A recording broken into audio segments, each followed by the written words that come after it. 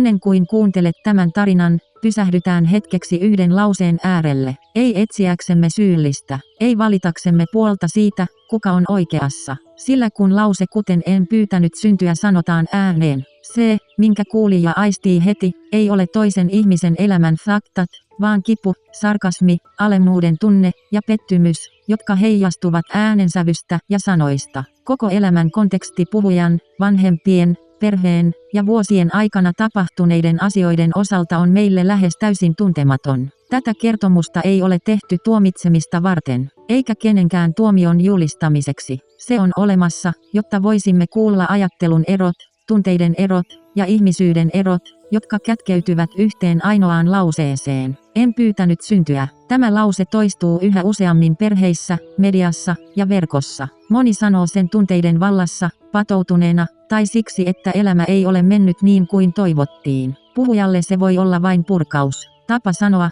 olen väsynyt, minuun sattuu, en jaksa enää. Mutta kuulijan näkökulmasta, erityisesti vanhemman, sama lause ei ole vain sanoja, vaan se voidaan kokea koko elämän arvon kieltämisenä, elämän, johon on laitettu kaikki. Monille vanhemmille lapsen saaminen ei ole vain yksi tapahtuma elämässä. Se on elämän merkitys. He eivät ehkä ole olleet täydellisiä. He ovat voineet epäonnistua kasvatuksessa. He eivät ole ymmärtäneet.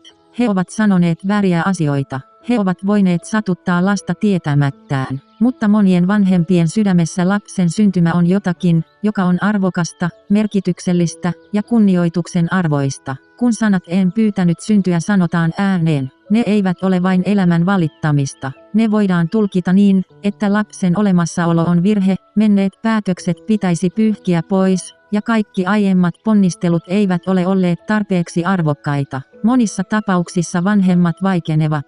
Ei siksi, etteivät he tuntisi mitään, vaan siksi, että kipu on liian suuri vastattavaksi, eikä sanoja löydy. Tämä hiljaisuus tulkitaan usein väärin välinpitämättömyydeksi, ymmärtämättömyydeksi tai kuuntelemattomuudeksi. Todellisuudessa se on hiljaisuutta ihmiseltä, joka kysyy itseltään, olenko todella epäonnistunut koko elämäni ajan näin pahasti. Samalla meidän on tunnustettava toinenkin todellisuus. Monet lapset ovat kasvaneet kivun keskellä, laiminlyönnin, kontrollin, alistamisen tai kohtuuttomien odotusten alla. Joissakin tapauksissa lause en pyytänyt syntyä ei ole vihaa vanhempia kohtaan, vaan kärsimyksen ääni, jolle ei löydy sanoja. Ongelma ei siis ole vain siinä, kuka on oikeassa ja kuka väärässä, vaan siinä, ymmärrämmekö näiden sanojen painon, kun käytämme niitä. Jotkut sanat eivät vain ilmaise puhujan tunteita, vaan osuvat suoraan kuulijan identiteettiin, arvoon ja elämän merkitykseen. Ja kun näitä sanoja toistetaan, selittämättä, purkamatta ja ilman yhteistä ymmärrystä, ne eivät katoa, ne kasaantuvat.